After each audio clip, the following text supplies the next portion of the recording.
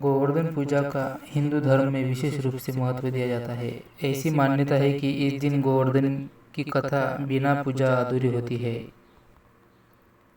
हमारे देश में दिवाली के उत्सव में एक सबसे खास पर्व होता है गोवर्धन का। इस दिन मुख्य रूप से गोबर से बने गोवर्धन पर्वत की पूजा की जाती है और घर की समृद्धि का आशीष मांगा जाता है। ऐसी मान्यता है कि गोबर से बने पर्वत घर की सभी समस्याओं का निवारण करता है और सुख समृद्धि का प्रतीक होता है।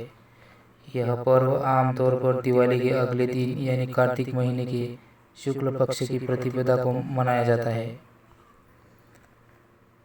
गोवर्धन पूजा की पौराणिक कथा के अनुसार द्वापर युग में एक बार देवराज इंद्र को अपने ऊपर अभिमान हो गया था। इंद्र का अभिमान चूर चूर करने के लिए भगवान श्री कृष्ण ने एक अद्भुत लीला रची। श्री कृष्ण ने देखा कि एक दिन सभी ब्रजवासी उत्तम पकवान बना रहे थे और किसी पूजा की तैयारी में व्यस्त थे। इसे देखते हुए श्री कृष्ण जी ने माता यशोदा से पूछा कि यह किस बात की तैयारी हो रही है। तो कृष्ण की बातें सुनकर यशोदा माता ने बताया कि इंद्रदेव के सभी ग्रामवासी पूजा करते हैं जिससे गांव में ठीक से वर्षा होती रही है और कभी भी फसल खराब नहीं हुई और अन्न धान्य बना रहे। इसी समय लोग इंद्रदेव को प्रसन्न करने के लिए अन्नकूट का महत्व चढ़ाते हैं। यशोदा मैया ने श्री कृष्ण को यह भी बताया कि इंद्रदेव की कृपा से ही अन्न धान्य पैदावार होती है और उनसे गायों को चारा मिलता है। इस बात पर श्री कृष्ण ने कहा कि फिर इंद्रदेव की जगह गोवर्धन पर्वत की पूजा क्यों नहीं होनी चाहिए, क्योंकि गायों को चारा वहीं से मिलता है। इंद्रदेव तो कभी प्रसन्न नहीं होते और न ही दर्शन देते। इस बात पर ब्रज के लोग इंद्रदेव की जगह गोवर्धन की पूजा करने लगे और यह देखकर इंद्रदेव क्रोधित हुए और उन्होंने मूसलाधार वर्षा कर दी और इंद्रदेव ने इतनी वर्षा की कि उससे ब्रजवासियों का फसल के साथ साथ काफी नुकसान हो गया।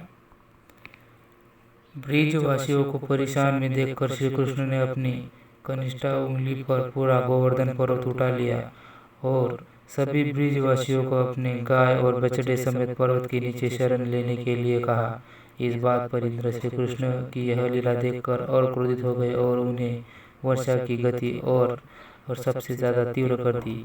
तब श्री कृष्ण ने सुदर्शन चक्र से कहा कि आप पर्वत के ऊपर विराजमान होकर वर्षा की गति को नियंत्रित करें और शेषनाग से कहा कि आप मेढ़ बनकर पानी का पर्वत की ओर आने से रोके।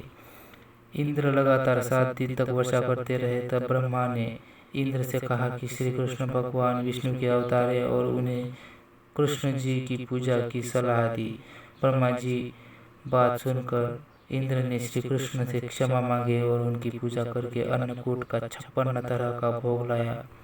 तभी से गोवर्धन पूजा की जाती है और श्री कृष्ण को प्रसाद में 56 भोग चढ़ाए जाने लगा।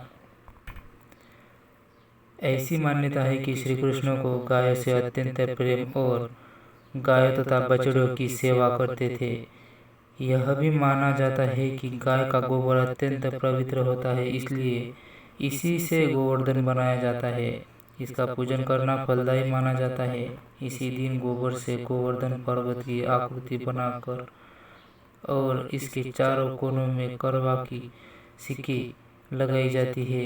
इसके भीतर कई अन्य आकृतियां भी बनाई जाती है और इसकी पूजा की जाती है। ऐसा माना जाता है कि इस दिन जो भी गोवर्धन की कथा का पाठ करता है और श्रद्धापूर्वक गाय के गोबर से बने पर्वत की पूजा करता है, उसकी सभी मनोकामनाएं पूर्ण होती है।